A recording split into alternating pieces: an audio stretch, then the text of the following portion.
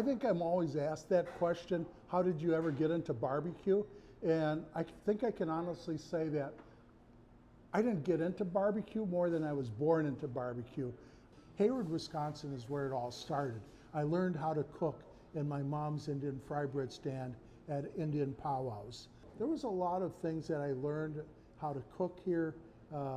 Again, my first restaurant was a nothing but a sapling with tarp covered, making Indian fry bread, venison sandwiches. And so my first barbecue parties were at the cabin here on the lake. And people saying, Dave, we love your barbecue, you gotta open a restaurant.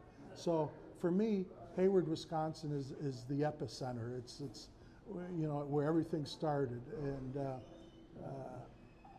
the people of Hayward have embraced what we do. And so everything that I've done has really got started here in Hayward, Wisconsin. I think the interesting thing about learning how to cook an Indian fry bread stand is that you're cooking outdoors. But also I think it's a real story of rags to riches, a real humble beginnings type story. And I think it shows that in this great country that we live in, it doesn't matter where you come from, doesn't matter what you've been through, is that if you're willing to work hard, that just anything's possible. I think sometimes when people look at my story of barbecue, it seems like it's an overnight success, and it really wasn't. I spent 20 years working on my recipes, and you know, when I was growing up, I always thought I was the dumbest kid in class, and it wasn't until years later that I found out I had severe ADHD, and part of ADHD is you're also OCD, you're obsessive compulsive, and so I think that's part of my story though, because when I was working on the original recipes, if a recipe called for mustard, I'd go out and buy 150 mustards, and I would make that recipe 150 times over and over again till I got it right. You know, there's something about barbecue. It's America's food. It's how we celebrate.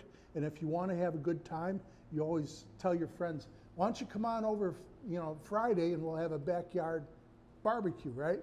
I've got a saying, I think there's an instinctual primal need for man to eat charred meat off a bone. It just brings out their inner caveman.